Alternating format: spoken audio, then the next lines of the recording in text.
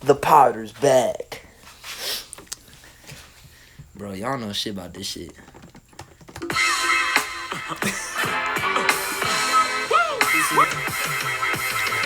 E to the El Show. Damn. It's the E to the El Show. Eli Louis show. There's no way you're starting it like that. You're crazy, bro. That's crazy. I fuck with it though. Bro, you're a dig, bro. What? You're not hype? Fuck yeah, bro. We're back. You're not hype? We back, bro. Bro, we back. Oh, stop it. Bro, we back. We back, bro. Football is back. Monster on the beat, ho, Depot, any rap nigga, he a freak. What's up with these jabroni ass niggas trying to see Compton? The industry. What's up with these Man City fans trying to see an FA Cup? Shit. Not on my watch. Bruh, but that was last season. Fuck that shit. We on a new season, bro. I can't believe it starts already this weekend. Flies by when there's like summer tournaments and all this other shit, especially with the Olympics too. Like because we went like Copa America, Euros, and then basically straight into the Olympics, and that shit literally ended like 2 days ago. Yeah. And then it's like, oh, by the way, this weekend the fucking Prem and everything is back. Yeah, that's ridiculous, bro. But we're back. We're here. We're here, man. It's fucking. It is that time of year. It is the time of year where. The fucking first of all, it's the time of year where this fool shows up again, doesn't even introduce themselves, doesn't say hi, nothing, didn't bring beer, as usual, just sits here and just expects us to do everything for it. Here. Cheers, buddy. Fucking hey, man, bro, I'll call that a freeloader, but fucking man. Well, welcome back to another Eli and Louis show, you freeloading son of a bitch. It's a big one. It's a monumental one. Because today is the day where we gotta put our fucking shit on the table, man. We gotta really put our money where our mouth is. Hypothetically speaking, because we don't gamble. That's crazy. That'd be bad. That'd be immoral. Yeah. So, with the seasons coming up, there's only one thing we can do, man. We gotta spoil the season for these people and tell everyone where they're gonna finish. And I actually got a little surprise for you, but we're gonna save that shit. Actually, nah, I'll say it right now. I didn't really mention it, but I want to ask the infinite mind that is AI, artificial intelligence, ChatGPT. Oh, you're actually gonna what? I want to see what their predictions are. I've never been on this before. I think it'll work. I think we could ask them what they predict is gonna happen next season, and so we'll get into that in a bit. But we've got our own human-made predictions, which are probably a lot worse. It's crazy. Hey, welcome to the future, buddy. Welcome to the future, bro. Yeah, I don't use it too often, but every once in a while when I just like need a random question answered and it's something I don't really feel like Google will work with, like it's a little too specific, sometimes that shit'll work. And yeah, I mean, hey, it's not always great, but what are you gonna do? That's crazy. I actually tried it out earlier when I was doing research for my predictions, trying to figure out what were the promoted clubs from the Segunda División to La Liga from last season, and I asked it just out of curiosity to see if it would get it right, and it was actually completely wrong.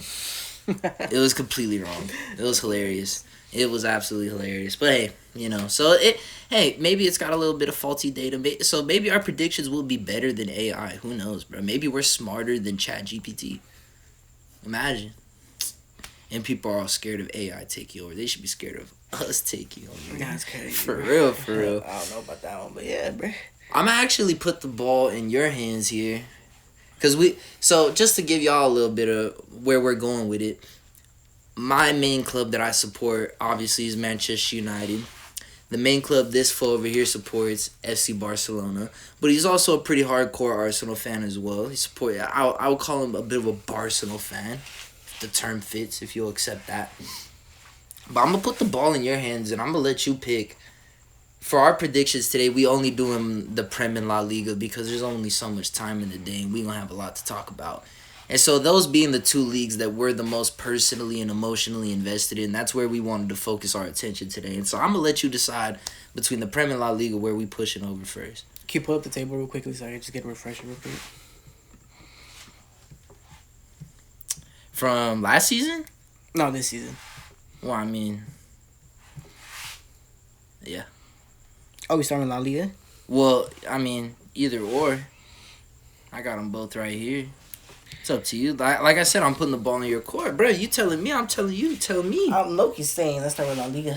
You want to start with La Because Liga? I feel like that's going to be the one that shocks you the most, I feel like.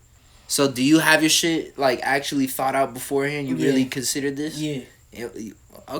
Okay. So, lay it on the people, man. What's your top 6? I feel like this one's going to shock you, but I feel like, I don't know. It's going to be Real Madrid. Even though I'm a Barca fan and everything. I'm not surprised, but I'm impressed that you came to what I think is the right decision. Well, I'm going to let you continue. I don't know, man. It more goes into the Barca situation, which I put into second place. I don't know how the manager is still. Yes, we had a couple preseason games or whatever, but I don't know, bruh. Still haven't really gotten a full look how we're going to play out. I feel like the Nico signing was a failure this season. The lack of a Nico signing. Yeah. I mean, honestly, Nico, bruh. Because honestly, that's the person we were going for probably since the start of the transfer market and shit. But honestly, I don't think Barca is still going to be able to compete with Real Madrid's team. Yes, we have a decent midfield. We have an upgrade to it, but I don't know if Lewandowski's going to be able to do it still, bruh. That's one of the things that made me, like, pretty down on Barca this season is the lack of options up front is pretty rough. Because still, like, Lamine Yamal, Rapinha, yeah, we still have. But it could have been so much different. But like I said, the midfield is good. We're looking good in the midfield, but it's interesting to see how we're going to play Olmo into the play. Having still Pedri, Gavi, still having all the other. We have De Jong still, and everything's like, I don't know, bro. It's interesting to see how we're going to play it. I don't like the signing, honestly. I don't know. It didn't fit. He's a really talented player. It's nothing against that. I just don't think he's the type of player that your squad is lacking. And I don't see how that adds it. I don't know. Like you said, maybe we'll how just do you have to pronounce see that how German it for his fits. name? Hansi Flick. I don't know if fucking Flick is going to be able to. I don't know. Like I said, it's still early. Mm-hmm. I didn't really see that much during preseason. I feel like preseason was like overlooked because of everything that was going on. Mm-hmm. And I don't know, bro. I just don't feel confident still in Barca this season. I guess I'm still going to support them, I hope, but Real Madrid, what they're signing with Mbappe, they still have the same team they had last season. You saw what they did in the Champions League. They won La Liga still, bro. Like, I don't know, man. Mm-hmm. And we didn't make that type of signing. I don't know. The transfer market's still open, but we'll see about it, bro. So, what's the rest of your list? In third place, I got Atletico Bilbao. Really? Yep. Really? Yeah. Okay. Third place. Yeah. What? Give me the rest of your list. Because you spent a while on Barca, so give me the rest of your list first. And then in fourth place, I honestly got. Bro, I feel like you did not think about this shit at a time. You doing this shit right now. I did think about it, bro, but I fucking got. You know. Bruh. You didn't write this shit out? I was going to, but I did. Oh my. Hey man, shout out to the podcast, bro. This is real as it gets, bro. Bruh. But I honestly got Girona. Girona? In fourth? Probably they're gonna do it again, bro. They had a rough ending to the season, but they picked it up a little bit at the end. I mean, yeah. I don't know about that one. I don't know, because they don't have Savio anymore. I feel like that was a big player for them last season, having that type of a creative winger out there. I don't know. Him going over to City, I feel like that's going to kind of... I don't know. We'll see, man. And then, honestly, we probably got... In fifth place, we probably got... Real Sociedad. They still got Oyarzabal. Bro, you still haven't said Atletico. They're not going to do good this season, bruh. I don't feel they're going to do good this season, bruh. Have you seen who they've signed? They signed. I know they signed fucking. Bruh, they've like refreshed their whole team. Go ahead, not continue. You continue, but that's crazy to me. So are they in 6th? That's where they are for me, bro. This season. That's crazy. They struggled to be in. So fourth who was in place 5th? last Who was in season. 5th? Sociedad? Yeah. Wow. So just to run through it real quick, let me write it out. Just so I have this shit locked in. Let me do on my little doc here. We're gonna do Luis's list. And you had in first Real Madrid. In second, you had Barca. Yeah. In third, it was Bilbao. Oh. Then you had Girona. Then Sociedad. And then Atletico. And then Atleti. I just needed to look at it. I needed to look at this mess. You said, look at this mess. This is, I mean, I'm not too mad at the top 2. I don't think Barca's going to finish that high personally, but fair enough. I get it. You're a fan. Bilbao being that high is pretty shocking to me because I don't know. They're obviously a pretty decently well-rounded team, but I don't think they changed much from last season. And, like, I think I could pull up last season's table on here real quick. It just doesn't feel like the squad made enough of an improvement to make that significant of a jump in the table. That's a lot, man. That's a lot. Third place. I feel like you're asking a lot out of Nico. That's what I'm saying. The other teams are still struggling, and look how crazy the table already was. But they were far behind, though. 68 points compared to 81 and 85 that Girona had in Barca last season. Like, that's a big jump, man. That's a big jump. Have a good start to the season, bro. I don't know, man. I don't know. And can I tell you why I disagree? See, I was doing some research earlier for this, for the whole list and everything, trying to figure out where I want to put everyone. Unai Simon is out until, like, December, at least, with an injury that he picked up during the Euros. And he's, like, the backbone of that defense. Like, he does so much for them at the keeper spot over there for Bilbao. And so I feel like not having their starting keeper, which is such a crucial part of not just their defensive play, but attacking wise, he's really good in from like his distribution as well. And they're actually playing Arisa Balaga's brother, Julen. Like, you know, there's Kepa and then there's his other one. They're playing the other one. And that's going to be their keeper for like the first like half of the season. And I feel like having that, I think he might even damn near be their captain, Unai Simon. I feel like having him missing is going to be a big, big miss for them for the first half of the season. And you're basically like, I feel like the only hope that Bilbao would have of finishing that high is if Nico somehow takes like a massive jump forward. Because honestly, I feel like from looking at some of the numbers from last season, one of their bigger problems was their goal scoring. And they didn't change anything in their forward line. Like, it's still going to be roughly the same attack starting next season. Like, Iñaki at his age isn't all of a sudden going to become like a super clinical finisher. It's just never really been the player that he is. He's just not that clinical in front of goal. And so I feel like I don't know. I don't see a massive jump from Bilbao this season on. Just be personally, I don't really see that, bro. I don't really see that one. It would have to be a lot on Nico. I don't see him taking that jump all of a sudden. Fucking, what's his face? I'm blinking on his name. The Argentina fucking manager for Atletico. Simeone? Simeone, yeah, bro. I feel like this is the season gonna crash. He's really struggled last season, bro. I think he struggled the last couple of years because the squad has really aged. And they haven't really been able to refresh it. But I wanted to pull that up because that's one of the main things. So I guess I'll run through my list real quick so we can compare and contrast.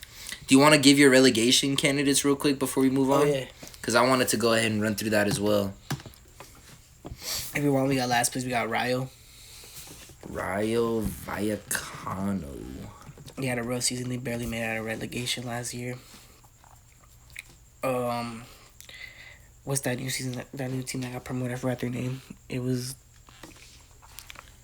They're at the bottom over here. I can't fucking see this shit, bro. I'm blind as fuck. Valladolid or Leganes or Espanyol. Those are the three that came up. It's Vallecano. Vallecano, yeah. They're not a team that came up, though. No, it's this season, bro. The ones that came up, bro. I forgot their name. I'm telling you, it's Espanyol, Valladolid, and Leganes. That's the 3 that came up this season. Oh shit, bro. Bro, it was a different team. But I also had Mallorca at the last 2 because they also fucking were Mallorca. in 14th place last season. I mean, yeah, they struggled a decent amount last season. And Las Palmas. Las Palmas. So you think all 3 teams that came up are gonna stay up? They didn't come up. They were in the Las Palmas and Vallecano were in last season. No, they weren't. Vallecano Yes, they were. was in La Liga. I'm showing you the list right here. It shows you who got promoted. It was Espanyol, it was Valladolid, and it was Leganes. I did the research on it earlier to double check. Like, I know this for a fact. Bro, Vallecano. You're saying all the teams that came up? No, I said Vallecano and Las Palmas. They were in La Liga last season. That's what I'm saying. Yeah. Yes. I thought you were saying all the So teams I'm that telling you, all the teams that came up, you think are gonna stay. You didn't predict a single one of them. I thought you were saying reverse. No, I'm saying you say all the teams that got promoted are staying in La Liga. Basically, bro. There's a 0% chance that happens. You don't think so, bro? I would bet like my car that won't happen. I shit you not. Nah, bro. Because the way the money is structured in La Liga, they don't do their parachute payments shit as well. And so it's pretty like, there's like not a lot of teams. Like if you look at La Liga, not a lot of teams that are in this league have recently in the last 5 years come up from the 2nd division and stayed. There's Girona, which was because of the investment from Citigroup. Mallorca, who did well getting Kubo on a loan that ended up helping them out a lot from Real Madrid. And I mean, I don't know exactly how long Vallecano's been in La Liga, but I think like a couple years. They might have had a couple decent players that helped them stay up, but like that might be one of the only legit examples. But what I'm saying is that like the clubs that are getting promoted lately are genuinely just bouncing back down from what I'm seeing on a year-to-year basis in La Liga. Like, the Segunda División is really, really struggling for, like, to stay competitive because La Liga's already struggling to stay competitive with other leagues financially. And so if their top league is struggling, the 2nd division is really struggling. And so these teams that are coming up, I was curious. I was looking to see, like, did they make any big transfers and, like, do anything to try and stay up? Bro, all of these teams, their max transfer was less than 3 million euros. Less than 3 million euros on their top transfer after getting promoted. They're not even trying to stay up. They're just taking that money that they're getting from promotion, probably reinvesting it into, like, youth facilities and shit like that and fucking just the club in general and just keeping it moving. But, like, I honestly, so like for my list, you put all the 3 teams going back down. The only one I had was Mallorca, that was in La Liga last season that would make the drop. I think Mallorca did just fuck all in the transfer market. They were already pretty lucky last season, in my opinion, to stay up. I just don't back them. But I had Leganes and Espanyol dropping back down. The only team that I think is going to stay potentially is Valladolid, because they were by far like the best team in the Segunda División last year. They didn't lose too many players. I just think that they have a pretty strong squad. But I think it's going to be 2 out of the 3 are going straight back down. I don't think that's even questionable. I don't know. But yeah, fucking before I reveal the rest of my list, I wanted to ask if you had any honorable mentions of just teams that are either going to be like interesting for good reasons, or you think are going to be super shit and bad, or just any teams that are you want to throw out there that weren't in the top 6 or anything. If Sevilla recovers, that's what's interesting to see. They were terrible. They were absolutely terrible. It's interesting to see, bruh, because that was a tough season last season, bruh. Who's even their team right now? Can I tell you what? Kept up with their team like that after they lost like Ben Yedder, all of them. I actually almost picked them to get relegated. Oh, for real? They didn't make like any significant signings over the summer. Like they've been doing nothing. They're in like a crisis. I don't know why. I haven't kept up with it that closely, but like their squad has just completely fallen off, bro. It's insane. No, I actually have them in my honorable mentions as well, as far as like just teams. So for my honorable mentions, I had Sevilla, Valencia, and Villarreal. Okay. Is just like those classic upper mid-table La Liga teams that would be like fighting for Champions League spots, Europa League spots, sometimes winning trophies in Europe and stuff like that. Genuinely good clubs that like over the last 3 or so seasons have like just completely fallen off a fucking cliff. And it feels like they all had kind of a spine that was like getting them through these seasons after seasons. Like they didn't have to make too many signings because they had just the right players in the right spots. And like those generations are cooked and they have not been able to continue to progress on. And in my opinion, I think it has a lot to do with the way that the financial structure is set up in La Liga, because it's so strict and they have to be so good about making sales. But if you can't make the sales, then you can't sign the players, and if you can't sign good players, it's hard to have more players to sell. And so it's kind of this cycle that gets these clubs fucked up. I made a video about it like a year ago because I was so interested in it, of like what the fuck happened to La Liga. Like this was such an entertaining and high quality league when I was growing up, falling in love with the sport. And like over the last like 5 or so years, especially since COVID, it feels like the league has just really declined in quality overall. Like obviously the top teams are still pretty good, like especially Real is still doing a lot of big things. Atleti just had a huge transfer window, one of the best in Europe in my opinion. But overall the power is not in La Liga anymore in football. And it's just like, yeah, it's just crazy. And I think those clubs really exemplify that fall off really well, because they were kind of those sturdy teams you could bet on that are like gonna be decent. And like they're fucking trash now, bruh. Like they're really not. They're bad teams now. It's just crazy to see. Europa League, sometimes in Champions League, and they're not even near any of that quality now. No, it's crazy, man. It's crazy. But yeah, I wanted to. Let's go ahead and get into my list here. I got fucking Real, obviously, in first place as well. I don't even feel like that's too much of a controversial take. Sorry. Like, but it's easy. It is what it is. Yeah, like, they just are the best team by far. I think they've been really calculated with their transfer strategy over the last few years. Like, that post-Ronaldo generation, they took a big swing on Hazard and tried to, like, just instantly keep that success going. And that didn't work off the rip. And what I respect is that they didn't keep chasing those same type of signings. They decided that, like, okay, chasing these superstar big names clearly isn't working anymore. And especially with how La Liga is clamping down on us financially, we got to get smarter. And so some windows, real quiet over there in Madrid. Multiple years sometimes, it's just real quiet. We'll just keep rolling with what we got right now because we're already good enough to be good enough. And then out of nowhere, boom, we'll go out and bring in like a Camavinga. Next year, we'll bring in like a Tchouameni. The year after that, we might bring in a Jude Bellingham. The year after that, we might bring in an Mbappe. And it's like, fuck, man. Like, out of nowhere, they have just a year after. And then within that, they've also bringing in guys like Eder Militao and stuff like that, Rudiger, to help kind of strengthen that squad. And all of a sudden, you're looking at Real Madrid, and it's like, they're damn near set up for the next 10 years if they keep all these guys around. And so yeah, man, it's been, from someone who's more of kind of a neutral fan in La Liga, like, I lean a bit more towards Barca in general, but obviously I'm nowhere near as much of a fan as you are. I'm much more neutral in that whole thing. So it's been something that's, like, respectable to watch, because a lot of super clubs these days behave very, very stupidly in the transfer market. And Real Madrid is one of those few clubs that's, like, low-key pretty smart with their shit. And it's respectable to see, you know? Like, there's a club of that size that isn't just going out and wasting their money on dumbass signings.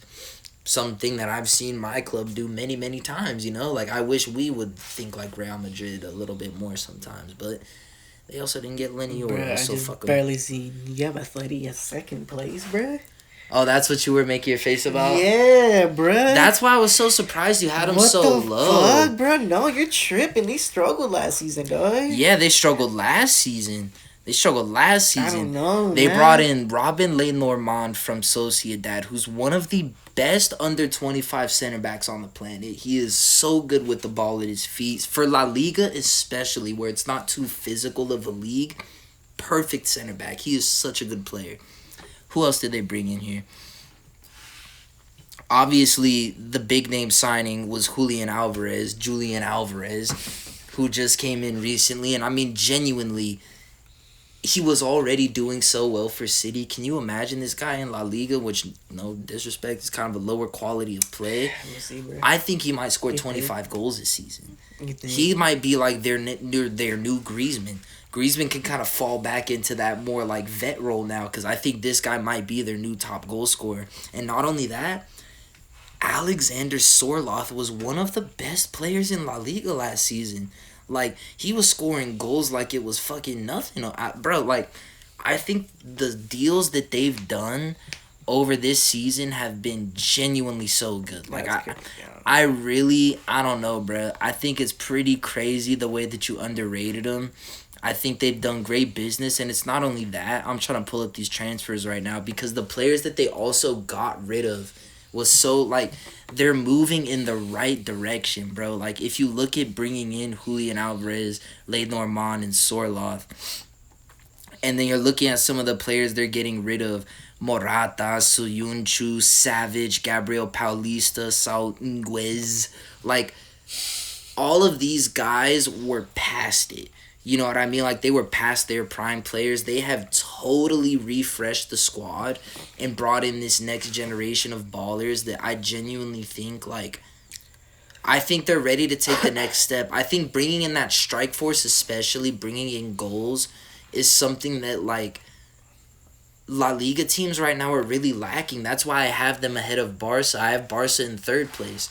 Because when I look at Atletico Madrid, defense is extremely strong. Midfield, just about good enough, pretty solid with players like Llorente and guys like that in there. It'll be good in most La Liga games. Against the top teams like Real might struggle, but in general will be very good.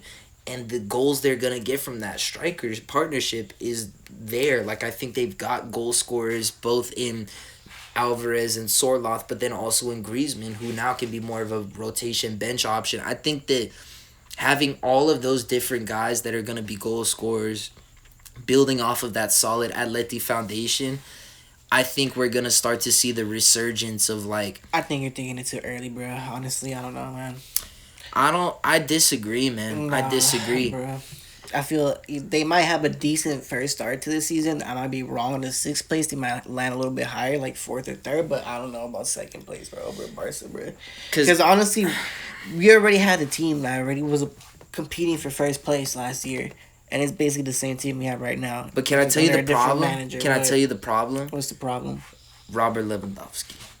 Bro, but that's not just it, bro. We have other players that can replace that goal-scoring threat. Who? Yamal, we got Rafinha, we got... You're talking about wingers whose primary skills is not goal scoring. Lamine Yamal's not a goal scorer, he's a creator. Rafinha's not a goal scorer, he's a creator.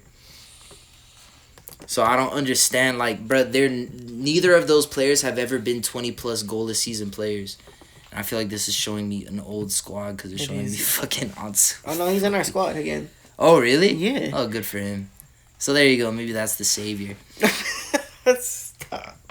Like, I'm going to be honest, Ter Stegen is already starting to look he's washed our captain, to me. Bro. I don't think he's like that, bro. I'm just saying in 2024, Bro, I don't feel that captain, confident bro. rolling up with Ter Stegen. Araujo got injured, right?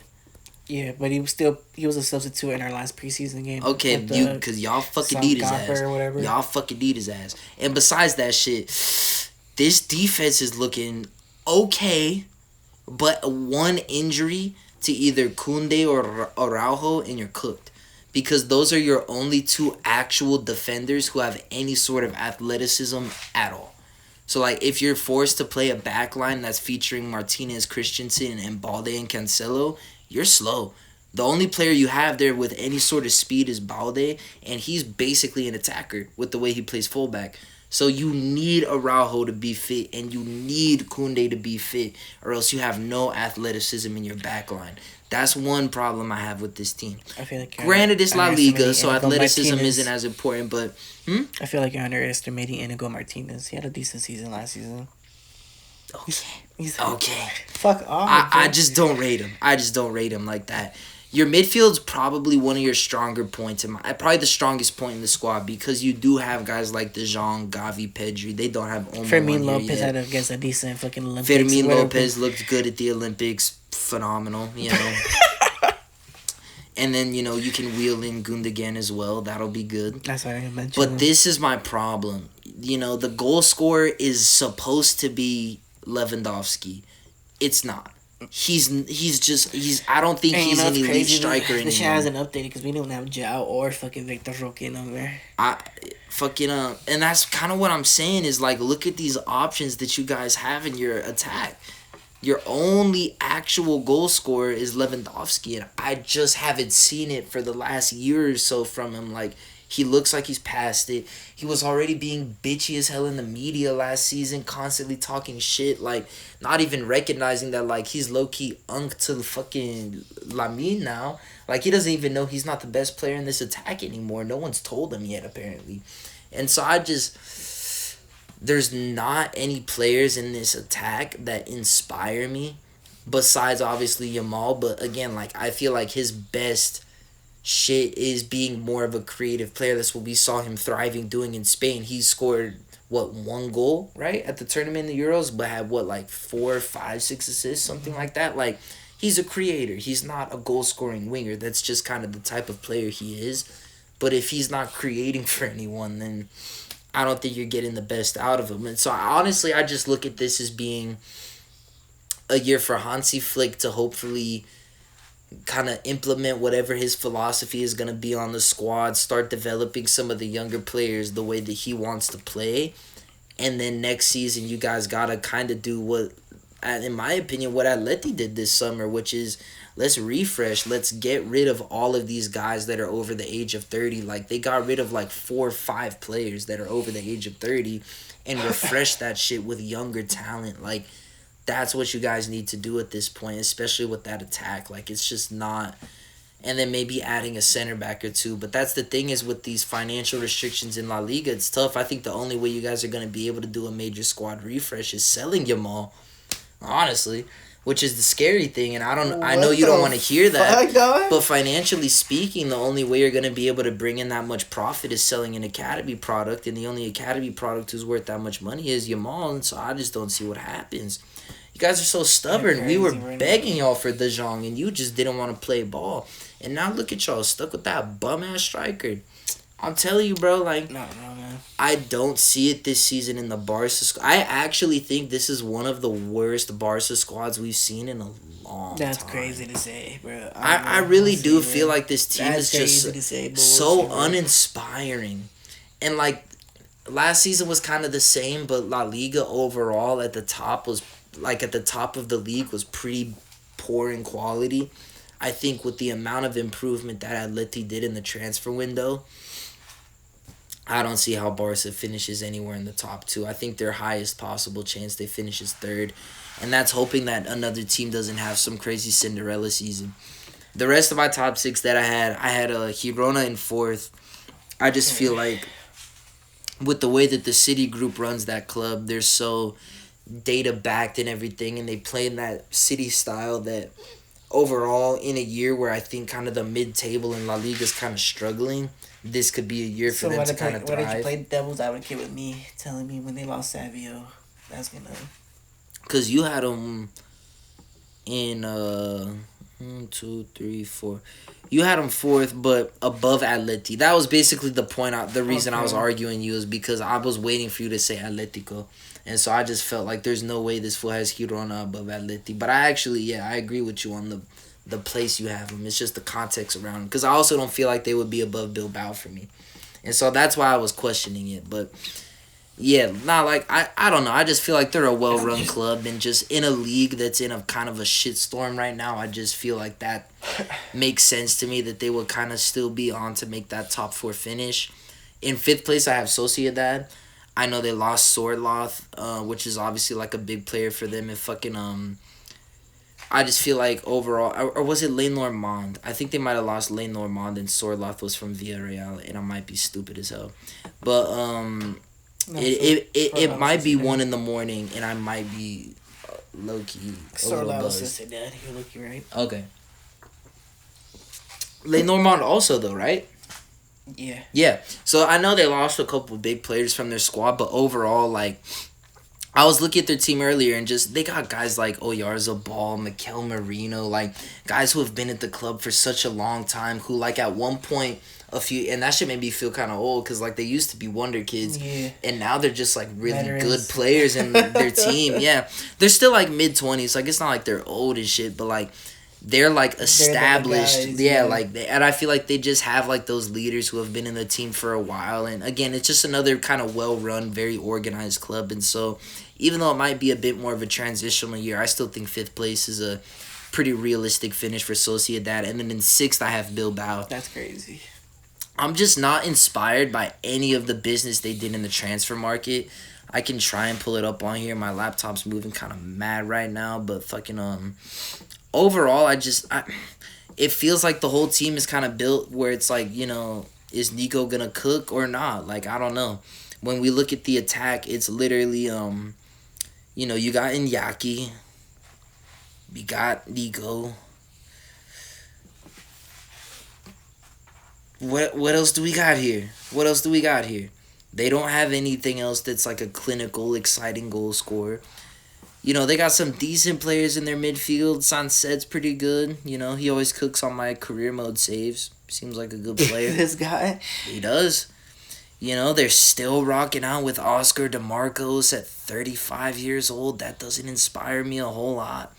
You know, like, they're just one of those clubs that feels like they're never going to finish, like, that high. Like, 4th is, like, the absolute highest I think they'll really get. Like, just because the way they're run and the way that they're, you know, they only buy players from their certain areas and they just are more of, like, a locally focused club, which I have the utmost respect for and I think is really dope. But, like, it objectively does kind of cap them. And then, like I was mentioning earlier, this Unai Simon injury is serious, man. Like, he's out for a minute, dude. He's out until around December at least. Crazy. And then on top of that, this motherfucker, Arisa Balauga, who's supposed to be their starter, who's worse than his brother, who's already bad, which is crazy. That's crazy. This motherfucker injured too. I was reading an article because I was like, well, that's the only keepers I see here on the squad. Who's going to play? They're going to have some Mexican U23 keeper playing their season opener against Getafe. No way. They're playing some random-ass fucking Mexican kid. So, like, that's crazy. That's what I'm saying. Like, bro, that's an interesting story, their bro. season is starting off on such That's a an interesting fuckery story, already. bro. Like, I'm That's an sorry, bro, interesting but I don't story, see it, bro. This is why I did my research on this shit because I don't follow La Liga that much in general. So I tapped in and did a little reading, did a little research to figure out what the fuck everyone's doing. And it seems like, you know, the video I made last year is just as relevant as ever. Like, the league is in a fucking shitstorm. No one is able to sign players because no one has players to sell. And if you can't sell to raise, like, the profit that you have for La Liga to say, yes, you're allowed to sign that player, you can't sign the players. I was just seeing articles that y'all are still struggling to fucking register Olmo. It's the same shit every year with you guys. Like, you'll sign a player and bring him in, but then it's like, we gotta low-key sell a couple more players before he can even play for us type shit. It's like, bro, the whole state of La Liga is just fucking crazy, man. It's just absolutely crazy. So, yeah, I mean, that was my top 6. Those are the reasons why I had everyone in there. I mean, honestly, I'm not trying to be shitty, and, like, I know that obviously you're a Barca fan and everything. I'm not trying to shit on it, but I just feel like this is another really unexciting year for La Liga. Like, I'm looking at it, and there's, like, a small handful of players. Like, obviously, I'll be excited to see what Yamal continues to do because he's the most exciting wonder kid in the world right now. He's insane. I'll be excited to see what Nico continues to do. I'll be excited to see how this Real Madrid weird concoction around Mbappe, if that works out or not. Like, that's going to be a whole crazy drama fest. There's just not a lot going on in the league, though. You know what I mean? Like, besides and obviously, like, Atleti made a lot of really, in my opinion, good transfers. Like, that'll be pretty interesting to see. But besides some of those top clubs, there's just not a lot going on, man. There's just not a lot going on. And so, I don't know, bro. Like, I feel like La Liga just needs to figure their shit out financially.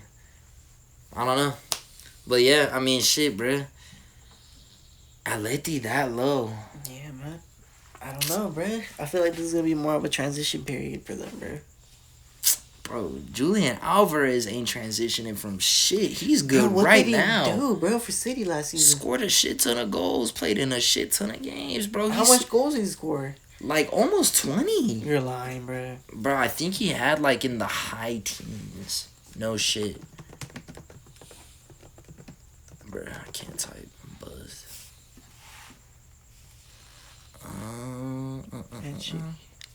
That's Copa America. Oh, yeah. Yeah. 11, bro. Chill. That's just in the Premier League, though.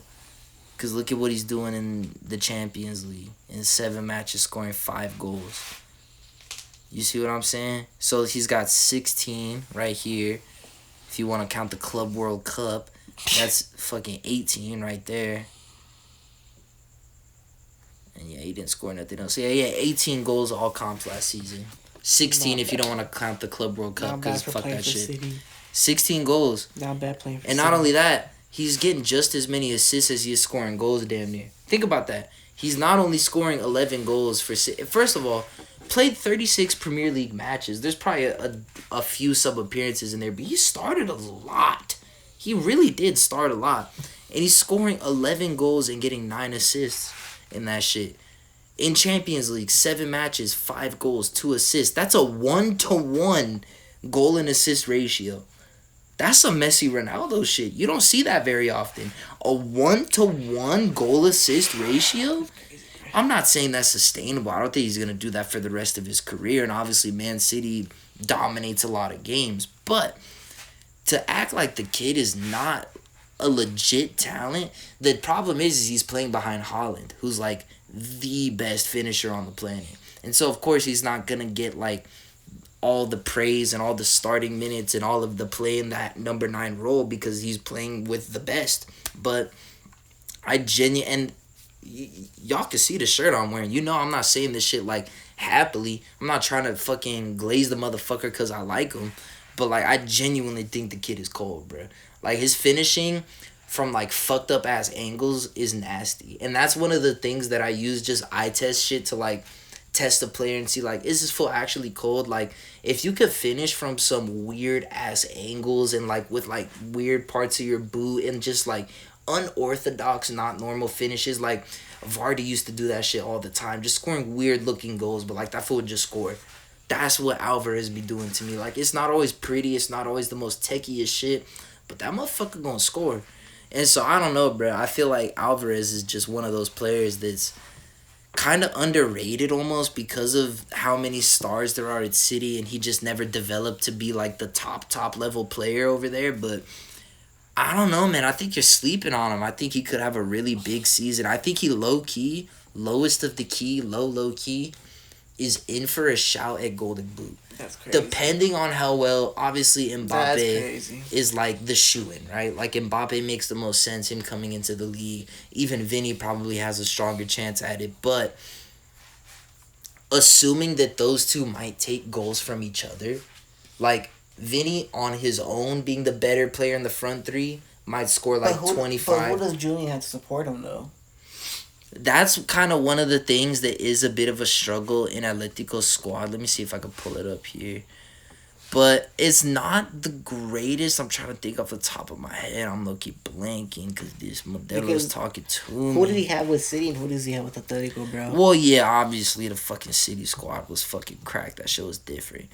But fucking, well, look. He's got Messi's fucking top fucking, he's got Messi's best eater. Rodrigo De Paul. Hey, yo. Said what I said. Stated. I'm pretty sure he's got him tatted. So that's some like Blueface Krishan level shit, bro. I don't even know about all that. Eater, bro. I don't know about all that shit, but that's man. Messi's a little shorty. Fucking Rodrigo De Paul. Llorente, who is one of the better midfielders in the league. Arthur Vermeeren, if you play career mode, if you know, you know. That's all I'm gonna say. Oh my god. Koke. Career mode, bro. Nah, I'm not saying for this season. I'm just shouting him out because if you know, you know. But like, not for this season. Nah, I'm not trying to make it out like that. Koke, let's be real though, is like one of the better veteran midfielders in the league. He's getting older. He's getting older, but he's one of the better veteran midfielders in the league. Like, I think he's aging more gracefully than like having Sergio Busquets at like 35 still starting at DM. Like, hey, you're just mad, bro. It worked. It worked for what, brother? I don't know. It worked getting Messi to leave, if that's what you're after. And then I still think there's a player in Thomas Lemar. Like, he's still a decent player. He's obviously, I'm not trying to say he's world class, but as far as an attacking midfield type of a player, he's pretty solid. He's solid. For La Liga standards, when we were looking at the other squads that these teams be having, bruh, like, this midfield, yes, there's no one that, like, jumps off the pages. Like, oh, yes, he's class. He's amazing. But you know how Simeone teams are. They work off the system. They work off the strats. And fucking guys like Rodrigo De Paul and Llorente probably start for almost every team in La Liga except for... What happens when they get injured, though? If that happens, yes. But I'll say this. Those are two players that are pretty durable. Llorente a bit less, but De Paul plays ball, bro. He's always out there, bro. I feel like I don't see him going through a lot of injuries. I don't know, man. I feel like this team is pretty strong, man. I feel like this team is pretty strong. And then, I mean, when you look at their attacking options, they have depth in a lot of spots, bro. I'm pretty sure they have João Felix back from loan, right? Like, he's actually there. He's leaving, though. They're shopping him still? Yeah. Okay. Well, I mean, for now, he's still there. We'll see if they actually end up getting rid of him by the end of the window. That's one of the tough things of doing this before the window ends, but you got to do it. I like Correa still. He's obviously, again, not saying he's a world-class player, but he's solid, though. He's a decent, good-level player that can come off the bench and make some things happen in games.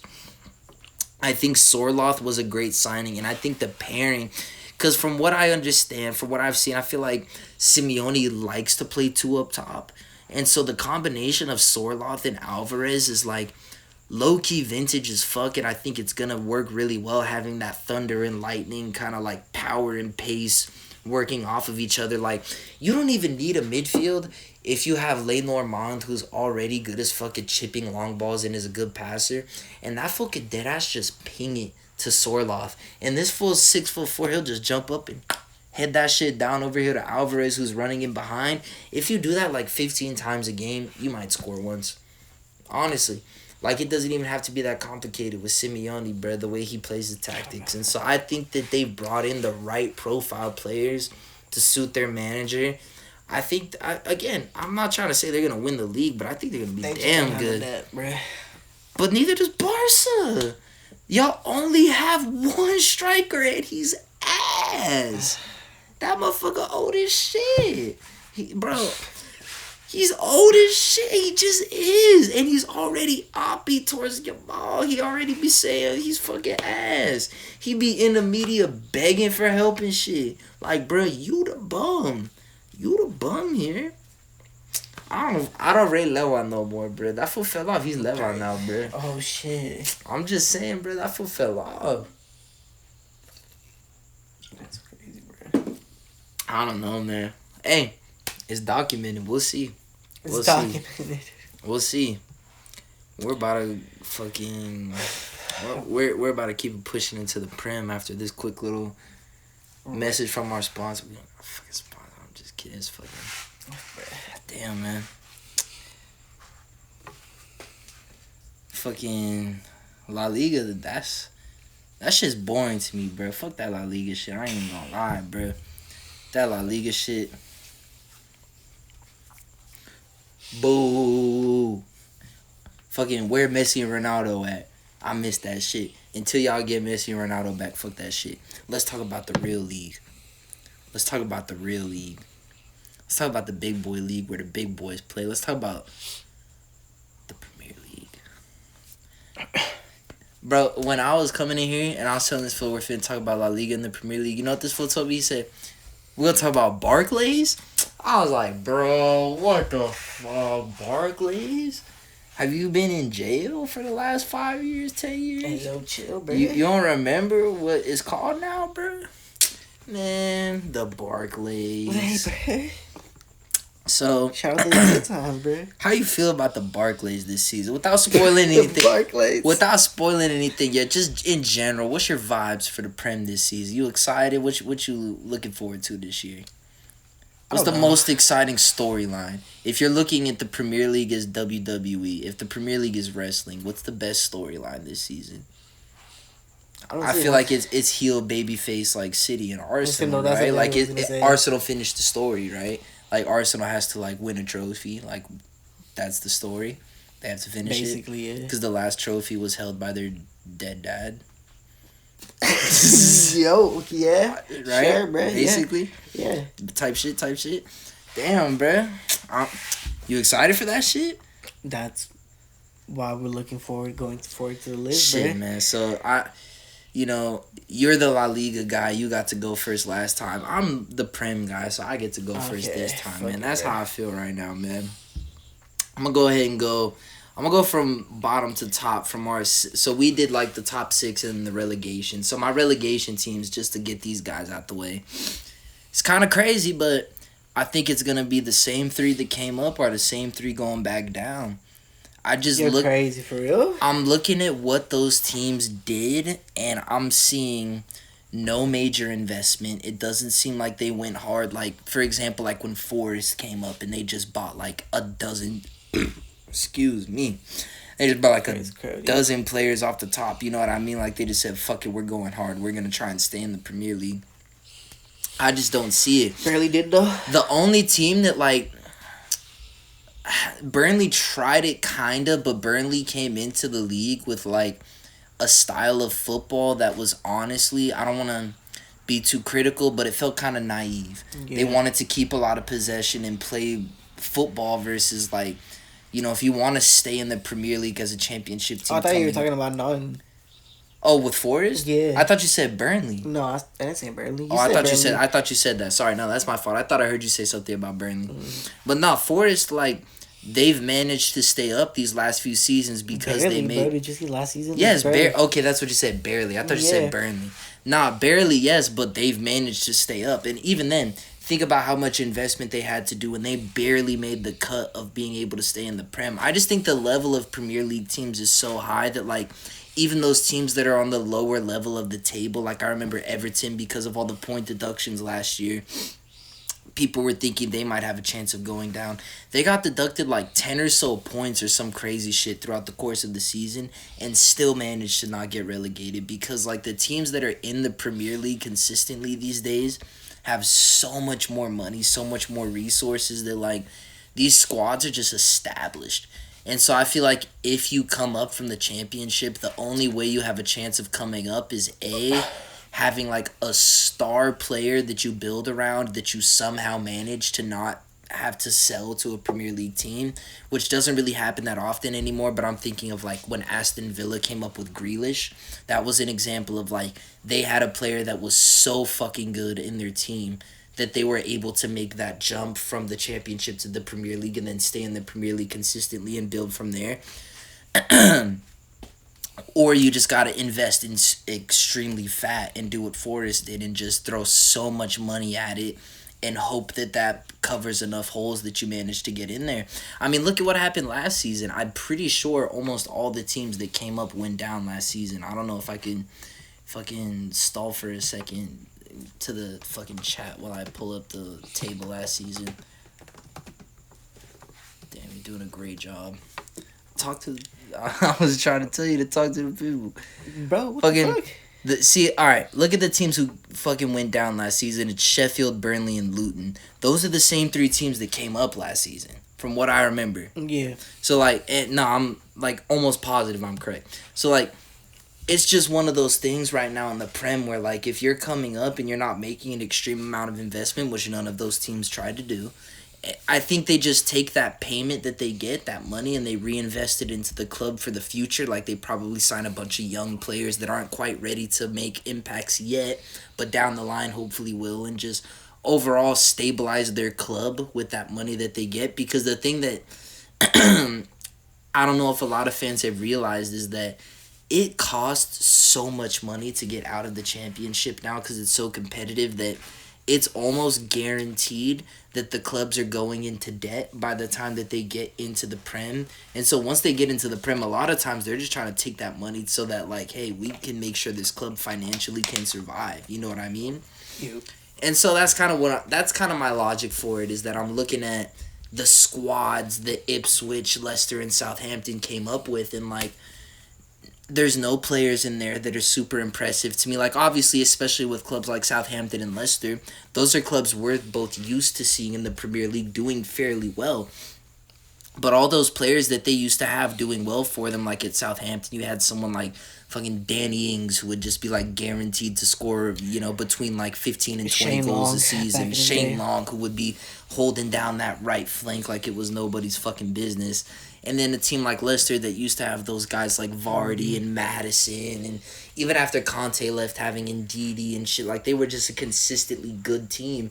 None of those teams have those players anymore. Like it has totally, those squads are completely refreshed. It's a new generation, and that new generation is just not that good, man. It just is what it is. Like, these are clubs that, in my opinion, didn't always capitalize on making sales when they should have. And it sounds fucked up, but I think sometimes these more mid-table, lower-level mid-table clubs need to understand that they need to capitalize on making sales when they can.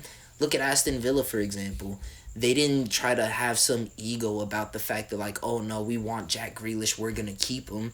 They decided that when he was at his peak value, his peak hype, they got like 100 million or some shit for him from City. And they sold them, and look at how well they reinvested that money, and look at how well they've been doing ever since. They're in the Champions League this season. They finished in the top 4 last year. Aston Villa finished in the top 4. They didn't even do that with Grealish. But because they were smart about making the sale, it gave them the money to reinvest and build for the future. And I look at clubs like Leicester, and I look at Southampton and think that, like, they just didn't make enough big sales when their players were at their peak hype. And that stubbornness will fuck you over sometimes. And I think that's where they're at. I think they're going right back down, man. But anyways, I will spend too much time on the relegation boys. I just think it's always fun to kind of throw that type of stuff in here. But getting into my top 6, in 6th place, I got Tottenham. That's crazy. Am not super impressed with any of the business they've done. I think they have like That's a really crazy. well-rounded, like I think their defense is super solid when you look at having who's their center back partnership, Romero and Van de Ven. I feel like that's like one of the strongest center back partnerships low-key in the league. And then like they have talented players scattered elsewhere around the pitch, but I just think they're maybe a year or two away from some of those younger players developing into really top-level guys. Like, they still haven't properly replaced the goal-scoring stuff in Kane. Son is like 32, 33, somewhere in there. Yeah. Like, he's getting kind of old now. And so I just think it's kind of a still early in on... Because I do think that Ange Postecoglou, the coach over there, is a genuinely good manager. And I think that if they give him time, he will be able to replicate around the same level of success that Pochettino did. I just think that they're still in kind of the earlier stages of a rebuild, basically. That's kind of how I look at Spurs right now, is that they're going to be a good team. They'll probably win some big games that people don't expect them to, but I think they'll also be losing some games that they shouldn't, and they just strike me as kind of a younger team that's not quite ready to perform at like the top level yet. Wait, hold up. I might have missed it. Where did you put Chelsea at? I actually have them down here in my honorable mentions. No way. As Chelsea is going to be fucking ass. No way. Yeah, I think they're going to be like around mid-table again. Well, that's what they did last season. That's crazy. I could pull up over here, yeah, we got the Premier League table from last season. They finished, 6th? And they barely, they're on 63 points. United That's down here wild. in 8th on 60. They're not even going to be in the top 6, bro. They were one win off of being down in 8th place, though, last season. And that was because towards the end of the season, look at this.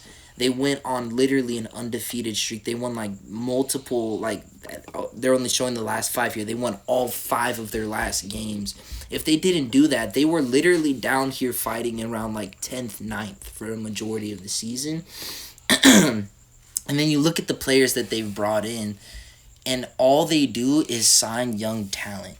And my thing is that, like, that's a really bad idea. Like, young talent is brilliant to bring in and mix in with a squad of already good team. players. Mm-hmm. The thing is that the Premier League is like a savage league right now. Like, the Premier League is maybe the most talented it's ever been from top to bottom, just average skill level wise.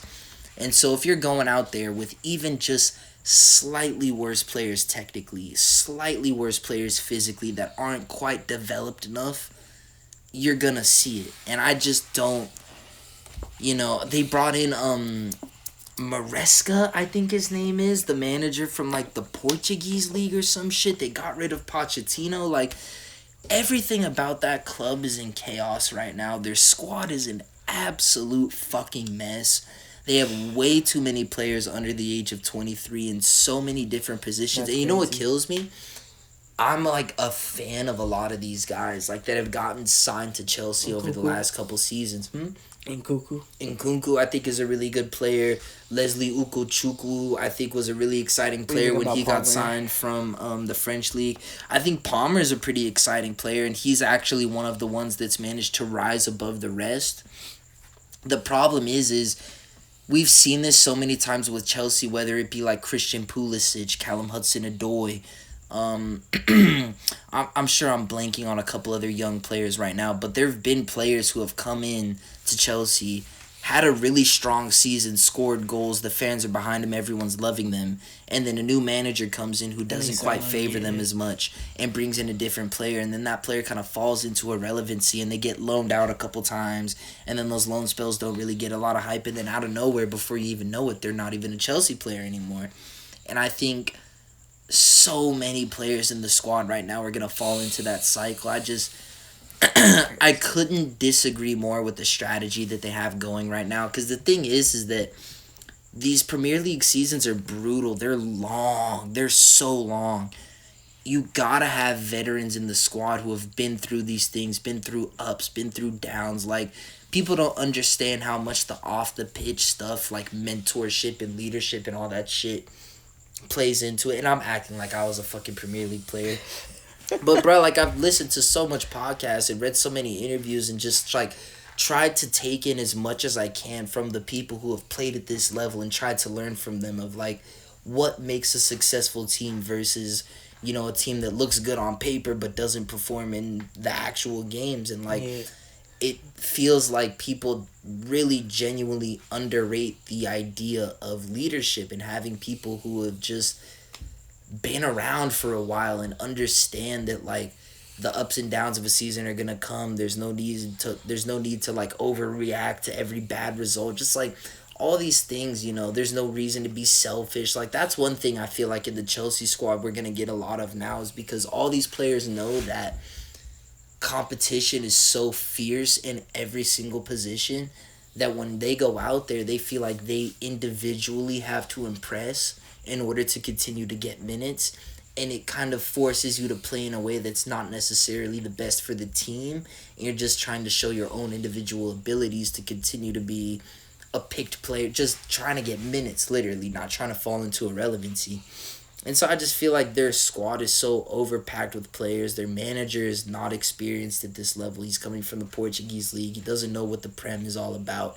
He hasn't experienced this level of a competitive league before. I just think that they're in a fucking chaotic state, and I think that they're going to completely... What's the manager's name? I think Enzo Maresca, if I remember that correctly. I'm not exactly remembering which club he came from. Let me try and pull this up here. Oh, he's Italian. Let's see. Let's pull up this motherfucker's Wikipedia. Oh, awesome. He was the Leicester manager. I don't know why I was thinking Portuguese league. He came from Leicester City. So he was managing in the Championship last season. So that tells you, That's crazy. I guess, everything you need to know. And before that, he was managing Parma in Serie B. Chelsea manager. That's crazy. So, you know, it just doesn't really inspire a whole lot of confidence. That's why I did have them down here in the honorable mentions. You can see it here. And what I put in parentheses on my notes was college team. I've been playing the motherfucking shit out of college football 25. It's a fantastic video game. It's fucking awesome. I nearly went on a whole rant before this. I love this video game. And the thing is when you're playing college football and everyone else is also college players, it's fine because everyone is young and everyone's bound to make mistakes, and like everything kind of evens itself out in a sense because You might do some dumb shit because you're a 22-year-old kid and you're hungover because you went out and partied too much last night. Like the Olympics or some shit. But that defense is also finna make some mistakes too because they were also probably partying too much at some point. And so it all evens itself out. But Chelsea's not playing in a college system. They're not playing college football. They're playing professional football at the highest possible level that exists right now, which is, as you said it best, the Barclays. And it's just one of those things where, like, bro, I think they're going to get slapped in the fucking face with reality that, like, bro, they're not. You can't rock up with a bunch of U23s in the Premier. Like, there's a U23 Premier League for a reason. There's, like, a youth Premier League for a reason where these younger players can play and develop. Like, you're playing against grown-ass men. I just don't see it, man. The squad is a clusterfuck. An absolute clusterfuck. So, yeah, I don't know, man. I think they're going to be pretty trash. That's crazy, bro. I think that they're going to be pretty trash. The only other honorable mention I had in the Premier League was Bournemouth. They were just doing good-ass business the last couple years. They finished 12th last season, which I don't think a lot of people really clocked how crazy that is. Bournemouth finishing 12th. That's decent, yeah. That's mid-table. That's really good for them. Like, they're usually relegation scrappers, you know what I mean? Like, I just feel like they've been signing a lot of players for, like, not a whole lot of money, but, like, good, talented young players. One of the ones that I was sending you messages about on Instagram the other day was they just bought Julian Araujo from Barca. Yeah. Which I used to love. The guy, I actually saw him play live before for LA Galaxy. Yeah. And so I just think bringing in players like that are, like, talented, under-the-radar young players, and that was, like, their most expensive signing this season, and it was, like, 10 mil.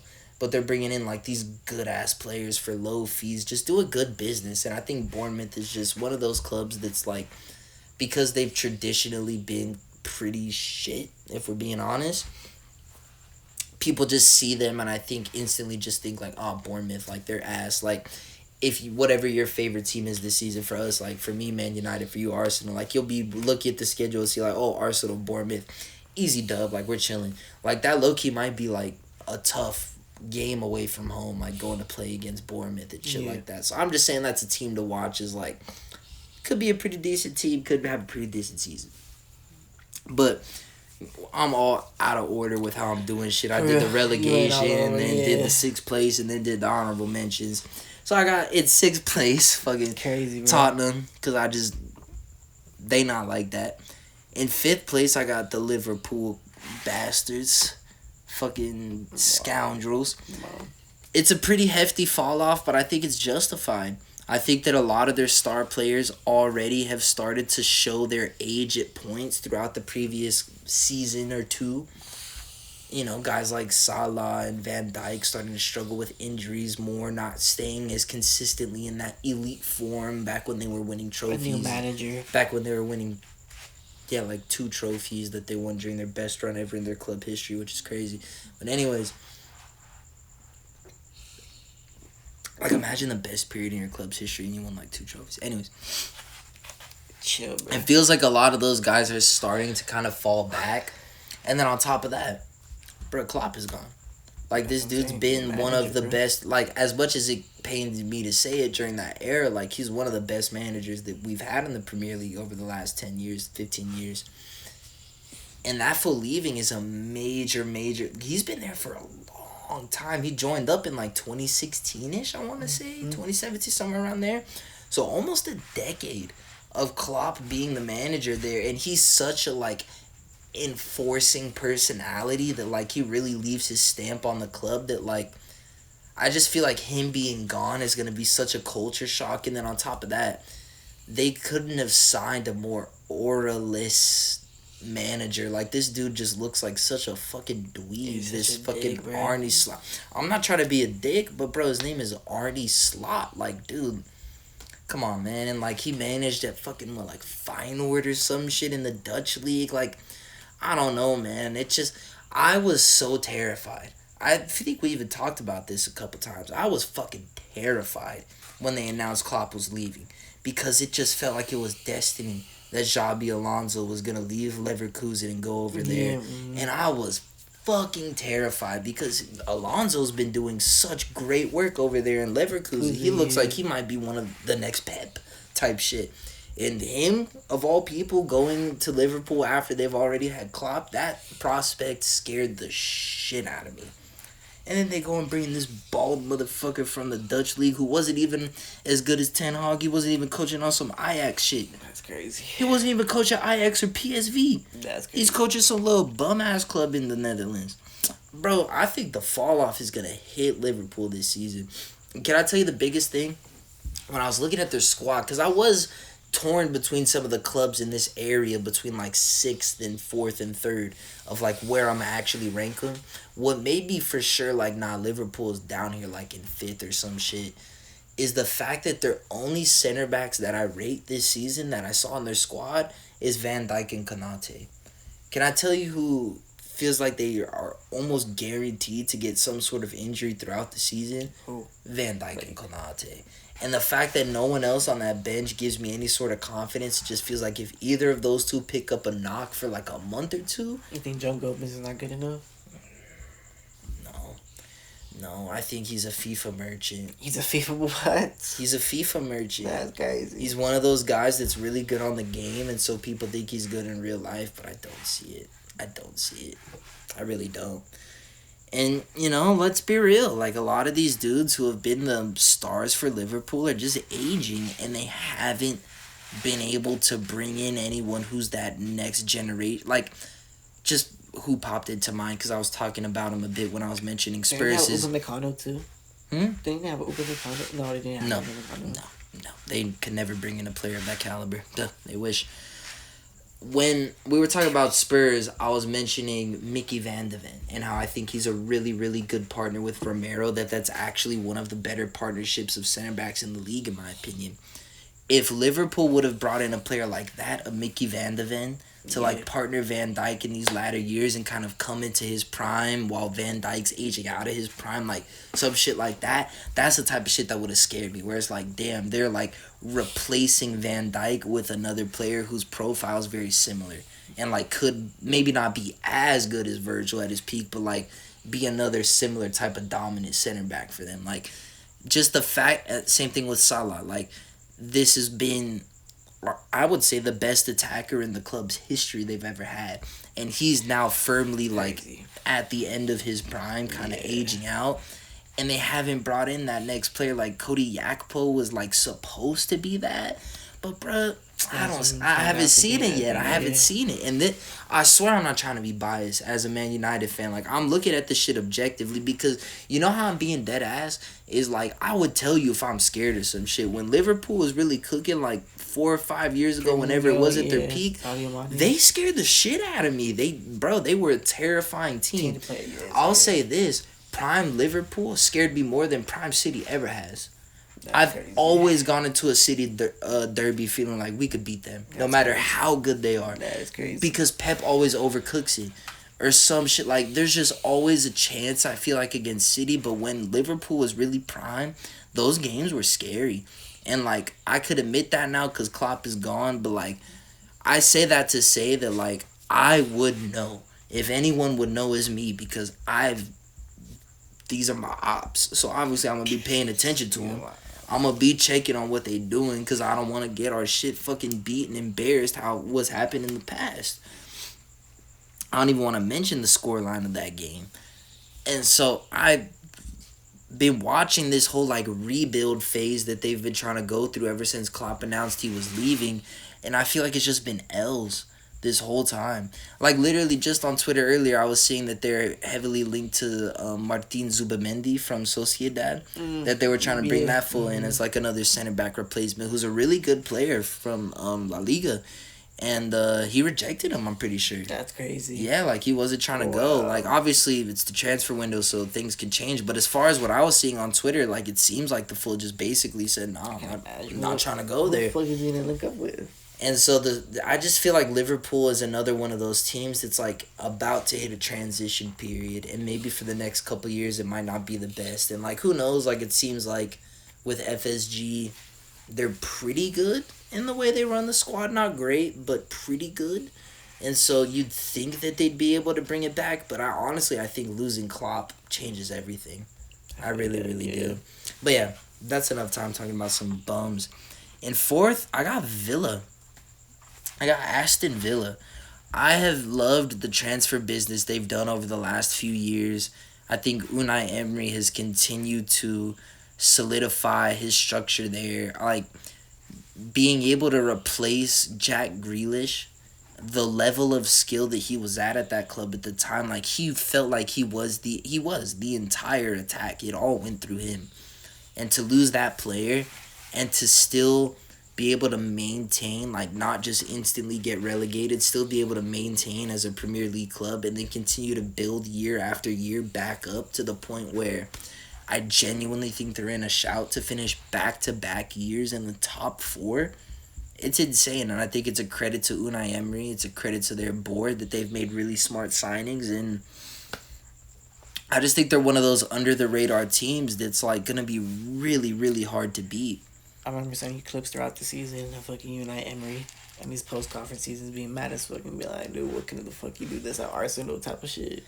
I mean, I just feel like the circumstances at clubs like Arsenal and Villa are so different. You know, it's kind of tough to put that on him, but, you know, it's not like he was getting all the best support at the time when he was at Arsenal. He didn't have the best squad.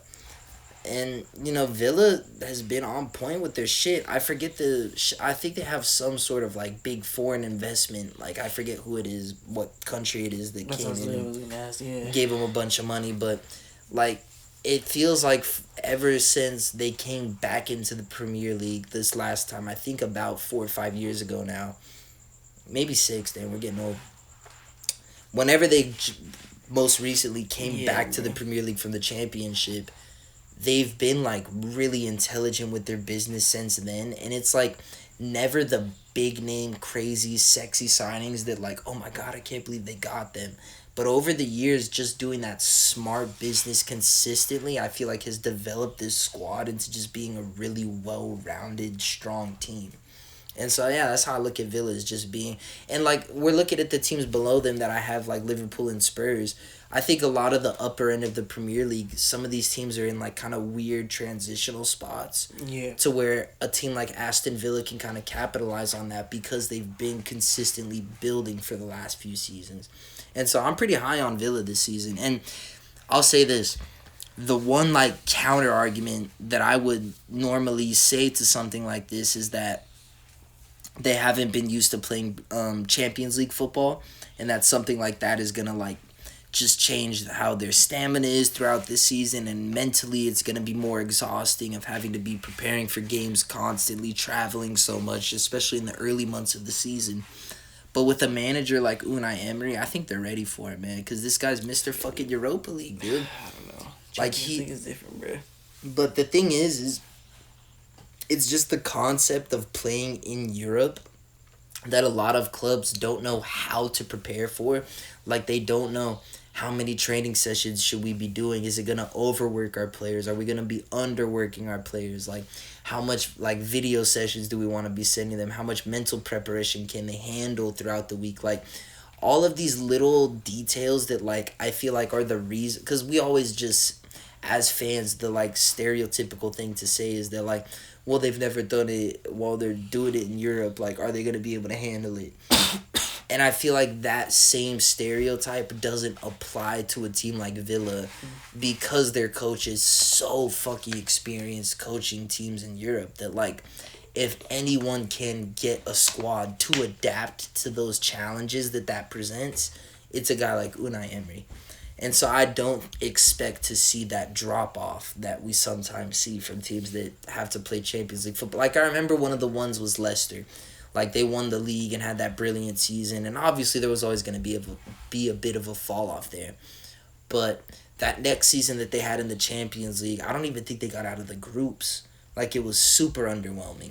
And it's just like, dude, like, this club has been playing championship football and just barely got into the Premier League, like, and now you're throwing them into the Champions League, like, when you're playing on a fucking career mode save on FIFA, that's fine, like, it's cool, because you're just still in your bedroom playing PlayStation no matter what competition it is. The difference of the time he spent in the league is what's going to make him different.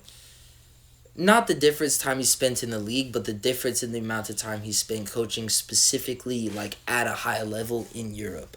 Like, the fact that he's won Europa League so many times, he's coached in Champions League before, not done super well in Champions League, but he's been here many times. Like, he's just got so much experience with this shit that I feel like he knows all the ins and outs of, like, how to keep players fit, how to keep players motivated, how to keep players invested, how to not get players mentally exhausted. Like, I feel like he's just got all those bases covered that normally a smaller club making their first jump into the Champions League, they wouldn't really be ready for a lot of those challenges that are presented. So, I'm high on Villa this season.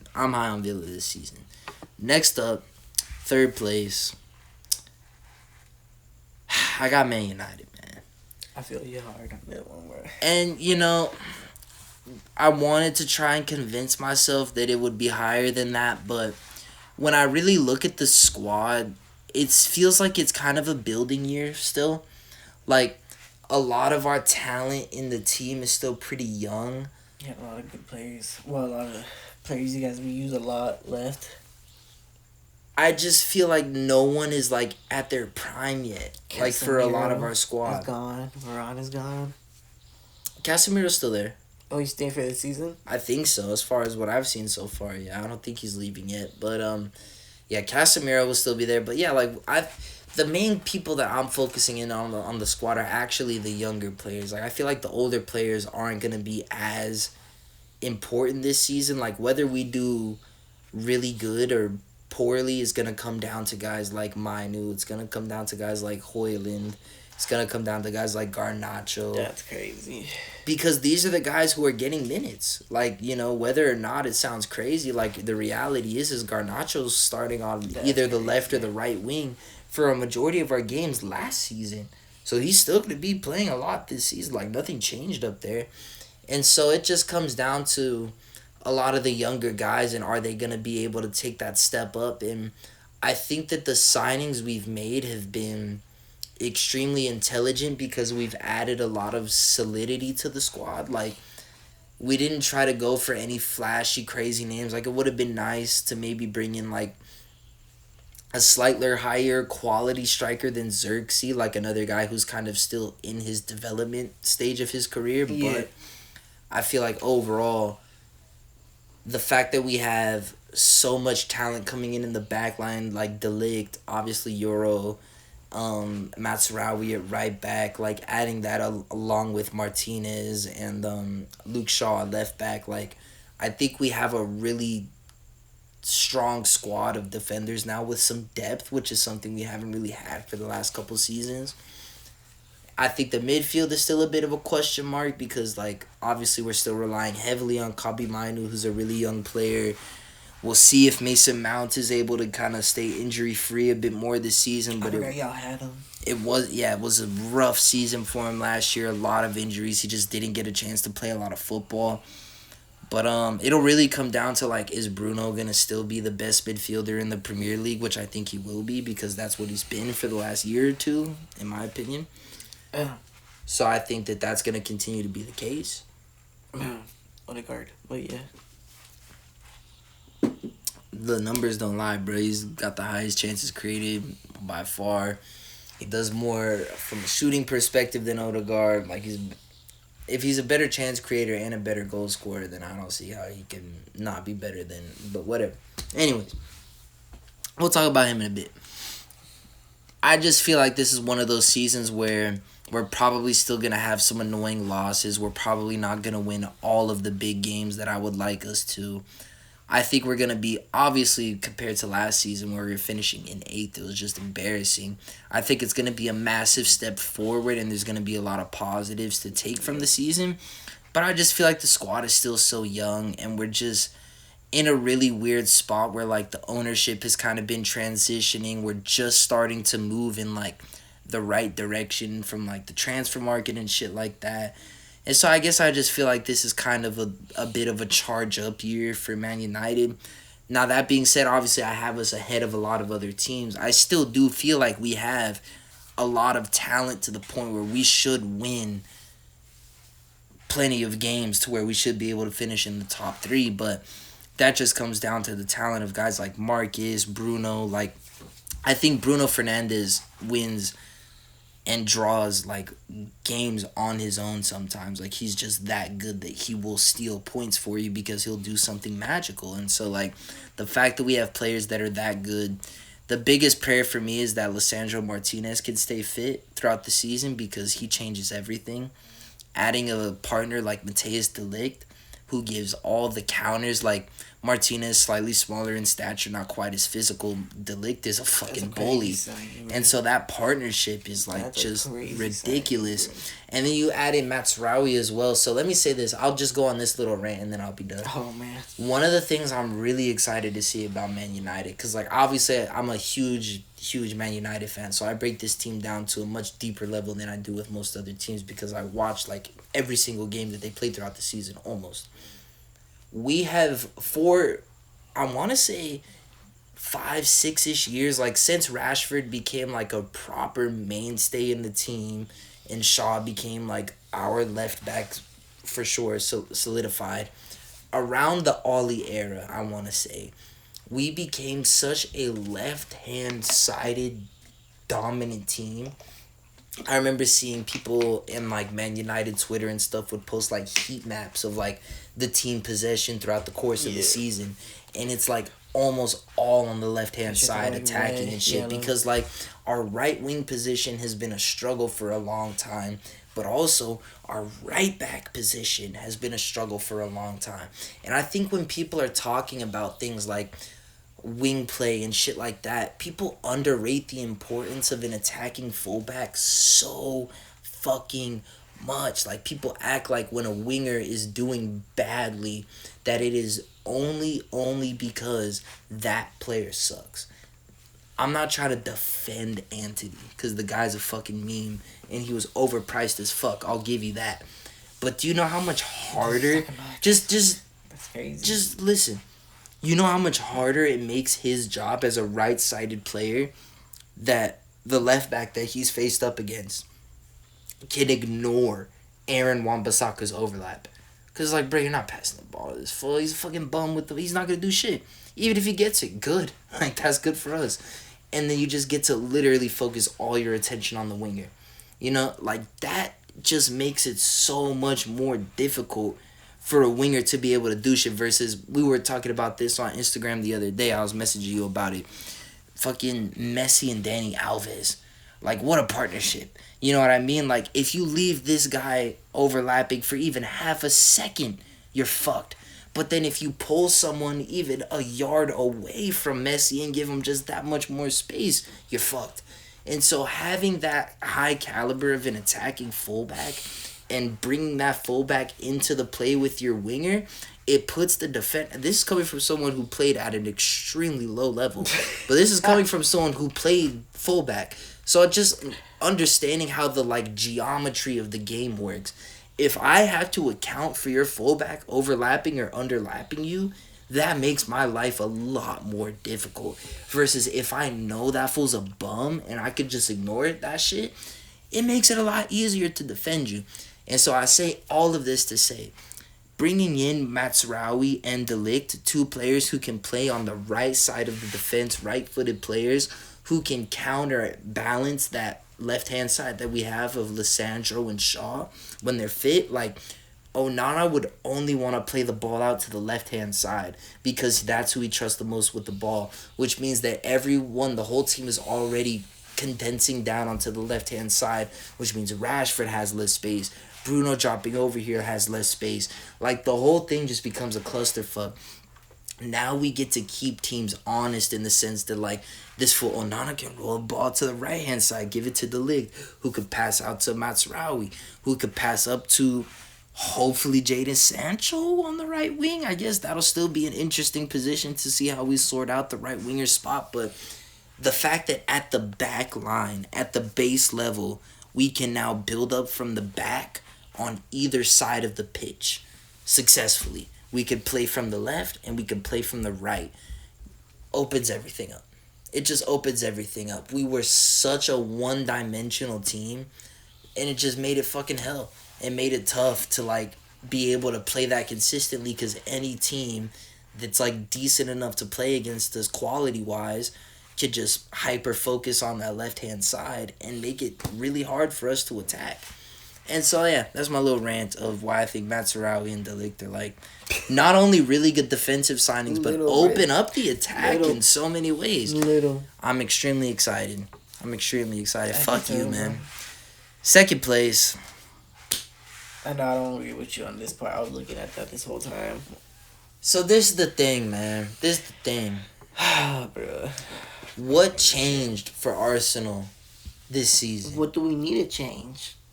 Well, clearly something. Because 2 years in a row, y'all fell short. Clearly, y'all need to change something. Y'all aren't good enough as it is. So this is what I look at it as. I got Arsenal in second and fucking shitty City with 115 charges in first. Let me tell you the problem with Arsenal, man, in my opinion. Defensively, so solid. Mikel's done a great job there. Build-up play, so solid. Mikel's done a great job there. Martin Odegaard is one of the best creative midfielders on the planet. Brilliant. Then the ball gets in the box. And you've done all this elegant passing. You've done great defending to keep everything held down. You know, Declan Rice is running around doing this face where he's like... And he's running around all hard because he's Declan Rice. But then the ball gets in the box. And you know what happens when the ball gets in the box? Someone has to shoot it. And someone has to score it. And I look at the front three of Gabriel Martinelli, Bukayo Saka, and Gabriel Jesus. And you know what I don't see? A goal scorer. I see two wingers who are really great in one-on-one dribbling situations, who can occasionally score really good goals and are really elite as creators and overall very strong wingers. But Saka isn't Salah. He's never, in my opinion, gonna be like a 25, 30 goal a season player. And Saka maybe. Martinelli, definitely not, in my opinion. In my opinion, I just don't see it. I think they're both right around 15 to 18, maybe 19, 20 goal a season guys, and like 8 to 12 assists. That's still elite. That's crazy. That's elite. But you need someone who's scoring goals. And Jesus ain't. That's the problem, is you guys threw that money at Gabby Jesus thinking that would be the solution. And it's finally time for the Arsenal fans to actually admit it, that like, hey, we got it wrong. Should have been a Julian Alvarez type of guy that you were just talking shit about. That's an actual goal scorer. That's a finisher. That's a striker. It should have been a Victor Osimhen. If you were really a serious club, you go out and you go and get one of the best strikers in the fucking world, and you just say, fuck y'all. Now come fuck with us. We got him. You know? I think that bringing in and it doesn't even have to be that. Alexander Sorloth is over here making his fucking move this season as well. Is Arsenal calling his phone? I don't know, but I think they should be. They should have been. I saw another player, I forget where he went, but I was looking at it earlier, it might have been Villa. Nicholas Fulcrum from Dortmund. He left Dortmund as well. Like, how many good-ass striker... I'm not saying any of these fools are world-class, but bro, Gabby Jesus, let's be real, he's a creative player. He's not a goal scorer. He's the type of guy that could drop deep, do good link-up, great dribbler, great passer. He's not a finisher. None of those guys are finishers. And so that's kind of the problem I have with Arsenal, is that as good as they are in so many categories, they still lack the goals. I can't believe y'all didn't go sign Ivan Toney. Blows my mind. And so it's just at a point where it feels like the only way Arsenal is gonna get there is if Saka or Martinelli takes another jump and becomes even better than they've already become. But I think you're asking a lot, and honestly, I'm not trying to say this is a dig, but I think they've maxed out pretty much their development because they've been... No, but hear me out. They've been playing since they were so young. Like, they've both been Arsenal starters for like 2-3 seasons now. And over the years, they've gotten a little bit better, a little bit better, a little bit better. And now they're kind of at the age... I was looking at it earlier. I think they're both like 23, 24-ish. Like, That's still young, bro. but not at the age where you're expecting a big jump anymore. Like, you're kind of at the rough level you're going to be at, and you're going to get a little bit better for the next few seasons, but probably start to fall off pretty soon. I don't know, man. Especially with a player like Saka, who started playing first-team football literally when he was a teenager. Those are the types of guys that tend to fall off earlier because the muscles and shit, like, he was playing Premier League football before his knees and shit were fully developed type shit. And so I would not be surprised if Saka's prime ends when he's like 29, 30, rather than like 32, 33, 34, like when we typically expect it. I think his prime is going to end a few years earlier than typical. And because of that, I also think his development stage ends a few years earlier than typical. I don't think Saka ever becomes significantly better than he is today. That's me personally. I feel the same way about Marcus Rashford. Like, if it makes you feel better. Like, I'm not trying to be biased about the shit. I don't think Rashi's got, like, a world-class jump in him. The best season he ever had, he scored, like, mid-25-ish goals a season. Like, that's probably the best he'll ever be. He won't ever be, like, a 30-plus goal a season player. At a certain point, a player kind of hits their ceiling in the development curve in general. There are very rare cases where, like, mentally or physically or tactically a player just unlocks something later in their career where they become some unbelievable player very late. But I'm trying to speak in realistic terms of what's probably finna happen. It is not likely, in my opinion, for these guys in the Arsenal attack to all of a sudden come out and be lethal finishers when they haven't really shown that before. And so I just feel like we know who Martinelli and Saka are. We know who Jesus is. We know that they thrive most at being, like, creative players who can, like, score goals here and there, but not goal scorers. And to not bring in a number 9 that's, like, a genuine goal scorer, to me, is just negligent. Especially, bro, you going against fucking Holland and them, bro.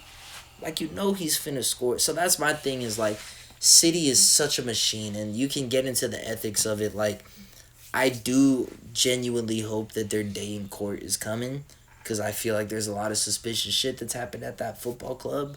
But until then, all that we can truly say is that, bruh, like, when have they slowed down ever? You know, they're still signing top. I think that they still brought in better players than y'all did this summer, bringing in a guy like Savio, who they had just out there cooking at Girona, getting ready until they felt like, yeah, you're ready to go ahead and come in here. And now they got even more depth in there with Doku and those type of guys on the winger spots. Like, you know, and all you guys brought in was Calafiori? Some fucking Italian guy with aura? That fool has all the aura, bro. That's cool, but, like, He has all the aura, bro. he don't got all the goals, though. He's a defender, bro. What do you want from him? I mean, look, man. I just think that it's unfortunate because this Arsenal team is definitely pushing City the closest they've been pushed ever since, like, the prime Liverpool teams that came, like, a few years before that. And as a Manchester City hater, of course, I'm happy to see it. Like, I would have genuinely been happy to see Pep lose titles. But I just don't see it, man. I just don't see it. I think it's another year for City, man. I feel like you're tripping, bro. Well, give me yours and let me hear what you got. Isn't this Pep's last season or whatever? I don't think he's confirmed anything like that. Maybe actually, yeah. I think he did talk about it. Hold on.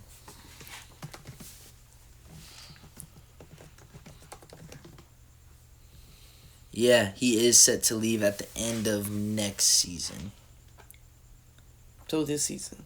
So this season, yeah, because that was written earlier this year, yeah. So yeah, I mean, I think honestly that's even more of a reason why it would make sense for them to win. If I'm being honest with you, because it's like that extra motivation, as if they needed it. So I'm gonna be honest, bro. I think that this is like a guaranteed again. Like I'd bet my car on it. That like, bro, Bet my car this.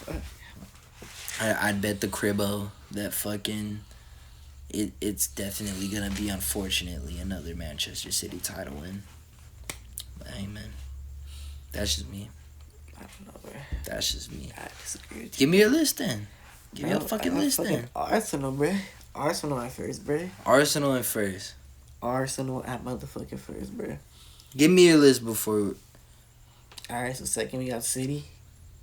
Third we got United, bro. Okay. I agree with you on that. Not too different so far. Fourth I got Villa. Okay. Fifth I got Chelsea / Liverpool / debate. I was debating that shit. You couldn't decide? Nah, bro. Bruh. I feel like they're both like in the same situation, bro. But I feel they're still not gonna be that low on the table though. My thing is that, like, Liverpool, as much as they're in a bit of a shit show, still have those class players in there that, even though they're aging, will probably still do Which well. ones though?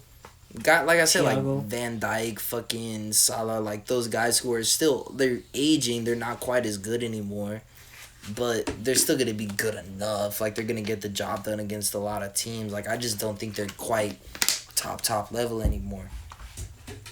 But I feel like that's a pretty. I'm saying, like, we literally would have them in the same place in fifth. Like, I agree with you with that. I'm just saying, I definitely think they're miles ahead of Chelsea right now. That's the thing I disagree with you on. I think having Chelsea that high up there is crazy to me. Like I said, they're a college team, bro. You got a bunch of 22-year-old That's kids crazy, running bro. around trying to play Premier League football. It's not gonna work. I promise you. Like, having an adult in the fucking room is gonna matter, and the only adult in the room was coaching in the fucking what was it, fucking the championship last year with Leicester. Like, dude, I don't know, man. I don't know about that Chelsea shit, but who do you have in Tottenham, bro. So it wouldn't be just like Chelsea or Liverpool, like either way in fifth or No, sixth. that and would then- be like the one that's like either one is doing either pretty decent in the season or the other one's just literally fucking just. Okay, bro, that's an interesting little. I don't. Oh, okay, so your relegation team. My relegation teams, bro. This one might surprise you, but it's Everton, bro. Really? Yeah, bro. Mm. Bro, what have they done, bro? Since that fucking. You think they're gonna be worse than like a Leicester team that doesn't have any of the good Leicester players anymore? What does Everton have, bro? At least they still have fucking what's the England keeper's name? Why am I blanking right now? Pickford, yeah. Like, bro, that's the starting keeper for England. That's gotta count for something. Because What did he do last season, bro? Just off the nature of saves, he's gonna. Well, obviously he's playing behind like a not a great defense, so it's not like he's gonna be statistically jumping off the page. But, and I didn't watch a whole lot of Everton, so I'm not gonna sit here and lie about that. But I would imagine that just having a high quality keeper is gonna save you some points throughout the season. Like, he's gonna make saves that keep them in games that they don't deserve to be in. And I just think overall they've got. Like, bro, we talked about this off camera that, like, they went through this whole point scandal last year. They got deducted literally, like, I think 10 or something points and still finished on 40, which ended up being 14 points fucking clear of the relegation zone. Like, look at this shit. Nottingham Forest finished in 17th last year on 32 points. In 18th place, the top team in the relegation zone, Luton Town, finished with 26 points. That's 2 full wins behind the next team outside of the relegation zone. That might not sound like a lot, but that's a huge gap, 6 points. 6 points is a huge gap by the end of a season. And so I feel like there's like a huge quality disparity between the teams that have had multiple years of Premier League money. Like, just the bench players on Everton are probably going to be players that would start for, like, Ipswich and Leicester and Southampton. I'm going to be honest with you, bro. It'll take me a fucking second to pull up this fucking squad, but I can pull that shit up. Yeah, bitch ass internet, that's why. Bruh, Everton being this bad is crazy to me. You got Pickford in goal. Jared Branthwaite, I don't know how he's still there. He's genuinely one of the best young center backs in the Premier League. I've been wanting United to sign him for a minute. We got De Ligt, so we're chilling now, but like he is a insanely quality young center back. James Tarkovsky has been a quality ass center back for years now. Michael Keane, Man United Youth Academy product, and a solid center. Not great, but solid. Mason Holgate, not great, but solid. Mikolenko, not great, but solid. Nathan Patterson, not great, but solid. Like, this team is just, like, a decent team. There's nothing that's, like, amazing jumps off at the page at you. Like, holy shit, they're so cracked. All of these motherfuckers would be the first team starter, probably captain, at Southampton, Leicester, or fucking Ipswich. Fucking championship quality team, bro. No, what I'm saying is they would dominate the championship and win by probably like 15, 20 points. But they'll get regulated in the Prem, bro. They're not. They're just, they got Sean Dyche as their manager. You don't understand. This guy kept Burnley in the Prem for fucking years when they had absolutely no business staying up. When Burnley would before Danny Ings, when they would have the shittest fucking teams. I'm talking Jay Rodriguez as their starting striker. You ever seen an English motherfucker named Rodriguez? That's how you know he's trash, bro. Crazy, and he was keeping these Burnley teams in the league for years. Like, bro, if Sean Dyche is gonna do anything, is stay in the fucking league, bro. That's what he does, bro. Dwight McNeil, Dominic Calvert-Lewin, bruh. They got fucking Iliman Ndiaye. You don't understand, bruh. If you actually were a loyal fucking homie and watch my channel, you would understand that this fool was literally in my Wonder Kid series a year ago. Iliman Ndiaye is a fucking dog. He was at Sheffield United 2 seasons ago in the championship. Yeah. Tearing motherfuckers to pieces to the point where Marseille, big boy club over in France, called Sheffield United and said, hey, we want your winger. This fool's cracked. He did decent over in Marseille, but their whole attack was fucking chaos last season with the Aubameyang up there and shit. Bro, they're literally trying to start Aubameyang as striker and then expecting this fool to be able to play off of him. Like, this fool's like fucking 90 years old. He's passing you to a fucking mummy. Shit was ridiculous. So I just feel like he was in a shit squad, didn't really get a chance to perform that well last season. Bro, he's a cold-ass fucking player. I feel like you're sleeping on this Everton team, bro. I feel like you're sleeping on this Everton team. I promise you, Iliman Ndiaye is not going back to the championship. I promise. He's just not, bro. He's too cold for that. You continue, though. Who else is getting relegated? I'm next. I got fucking Ipswich, bro. Obviously, I agree with you there. I just don't think they've done enough. And the next one, I got Nottingham, bro. They're going down this season, bro. Really? They're going down this season, bro. Really? They're going down. After all the business they did and shit, like they have fought to make themselves a consistent Premier League team. Like, they have brought in an insane amount of players in order to force themselves into that spot. I actually had one of their players down on a like little Wonder Kids list. I don't think we were gonna get to it today because this shit's already been going on for a minute. I know, for real. But fucking, I have a list of Wonder Kids that I want to talk about at some point, and literally one of them was from this team, Elliot Anderson, who just came in from Newcastle. We'll get into that at some point, but I think this is such a solid ass team. Again, like fucking, you got I can't pronounce his name, but Taiwo Awoni, I want to say. I might have butchered that shit. Nice, man. Nice. But I know he's cold. I've watched him play for Forest before. I know he's a good-ass player. Obviously, Alenga, former Man United player, but he's like a decent-ass player.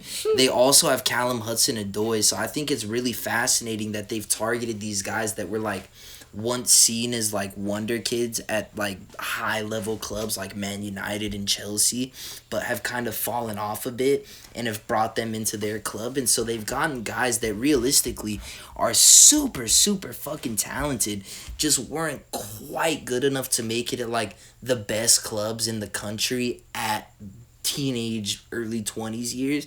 But I still think there's a lot of talent in players like that. And you know who's the perfect example of that is Morgan Gibbs White, who had like honestly a renaissance comeback last season. Like he was looking like he was gonna be one of those players. I think he was from the Chelsea system and had just gotten loaned out so many times and pushed out so many times that he looked like he was just gonna kind of slowly fade away into irrelevance. But last season, he looked like a whole new player. And, I mean, he's still only 24 years old, still with some time to grow. And, like, yeah, I truly think that this Forest team is, like, just a genuinely solid-ass team. I wouldn't be surprised if they even jumped up in the table a little bit this season. Nothing crazy, but, like, in the mid to high teens. I also am a fan of Nikola Milenkovic. I think that he's just a decent little center back from Fiorentina. He's good with his feet. I signed him on FIFA a lot. I like him. And so I just think that I'm happy with this team, bro. And they got fucking in goal Matt Turner, dude. Call. The fucking call. American, brother. Really been doing shit, bro. But he's an American. He hasn't done shit, brother. And you're an American. Okay, brother. He hasn't done shit, So brother. you have... Brothers, they had to support Nottingham Forest, brother, because we got an American. Nah. Overrated, bruh. That's why he's there, bruh. That's why we sold him. Get out. Alright, bro. What? Can I tell you what's pissing me off? What's pissing me off? What's pissing you off? This has been going on for a while. I don't want to keep the people too long, man. I don't want to keep them all day. But I do want to hear... Genuinely, what's the case? Because I gave up my opinion pretty strongly already. What is the case for Arsenal to win the league? Like, what's the actual case? What's the reason that they could do it? Break it down for me. I don't know, bruh. Do the math. Do the math. Do the math for me. Do the math, bruh. Show me. But nah, bro, there's so much teams. All the teams, like, you can actually compete for the fucking league are literally either rebuilding, have new managers, or just fucking... They're just not the fucking team they should be to fucking be able to compete. Yeah. So literally it's just Man City. And then you can make a case for United this season, but like it depends. It depends how you guys show out. If I don't even think we're ready. we'll I agree with We'll that see. point you're making We'll is that a lot of bruh. the league is in a transitional point. I agree. The problem is Manchester City don't transition. Manchester City don't rebuild. Manchester City go from dominant to dominant. They're a constant train, bro. But I don't know, bro. I feel like this might be the season where they might choke a couple games, especially with the high pressure of knowing it's Pep's last season. And I just feel like, I don't know, bro. You don't think that by now they've been so used to having the pressure to perform? Like, every Premier League game they've played for, like, the last, 4 or 5 seasons, they're almost always expected to win. Same thing in the Champions League, same thing in every cup competition. Like, And they choked many times and you expected that shit. yeah, bro. but they kind of stopped doing that, though. Like, they kind of got to a point where now they win trebles and now they win everything. And it's like, it feels like a lot of those players have kind of turned a corner. And specifically, as much as, it pains me to say it, I think Pep might have turned a corner as a manager to where he's not so naive as to do something like pull Rodri and bench him in a Champions League final like he did against, I think it was, Chelsea when he lost that shit. Like, that was one of the more recent examples of that fool just making a naive managerial decision, which is crazy that, like, I'm sitting in the garage saying this fool Pep was tripping, but, like, it just blows my mind to pull out a player that's as dominant as Rodri out of your midfield in a Champions League fucking final. And it's like, we don't really see stuff like that from Pep anymore. It feels like he really has understood how to win. And it's not always about putting out the sexiest team that's going to make all the best passes and do the most tiki-taka fancy.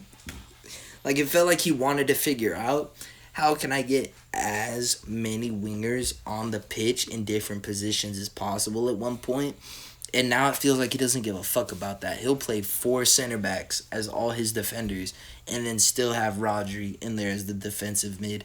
And then the rest of the 5 players will be, like, basically all attackers, all wingers. And so he's, like, gone to a much more balanced system where I feel like I don't know, man. I just feel like the immaturity and the stupid decisions and the shit that used to cost City back in the day, that's kind of out of their game now. I feel like they're a more mature team, unfortunately. And all we can hope for is A, Pep is out of that bitch soon, so hopefully that'll help. And B, let's be real, them motherfuckers cheated. And the court is going to have their day, hopefully. And maybe that helps. That don't matter, bro. That don't matter. But if we can beat them literally while they're still on this shit, bro, it makes it even sweeter, bro. that would be goated. I just don't think it's going to happen. I don't know, bro. I don't think it's going to happen. I mean, there's only one way we're going to find out. That's watching these motherfucking games. And can I tell you what? It's exciting as fuck to know that, like, show's rolling. We got some fucking momentum doing this shit every week. And now, boom, we're back. To the Prem, bro. The La Liga. Bro. We can even talk about Serie A, Bundesliga. I know we didn't even get a chance to get to... I knew it was going to take forever to do just these, so I wanted to keep it to just these leagues. But trust me, we will get... games, will get to all these other leagues and shit as the season continues to unfold. I mean... Just what an exciting time. And I mean, that's just fucking football. There's also football. There's also basketballs right around the corner. There's a fucking election right around the corner. Like, the world is on fucking... The fucking holidays, bro. The fucking holidays are right around the corner, bro. It's a fucking... The momentum of life is at maximum pace at the moment. That's crazy, And bro. we just gotta sit here and commentate on it. With this guy... who still just sits there quietly and weird. You should say something at some point. If there's something I'll still watch your mind up, man, bro. Damn. Congrats, bro. Hopefully, shit. Hey, respect, bro. I actually got some respect for you now, bro. Shout out to you, bro. It's about time, bro. You earned it. Good shit, bro. Good shit. Well, Hey, man. Fuck it, bro. till next time.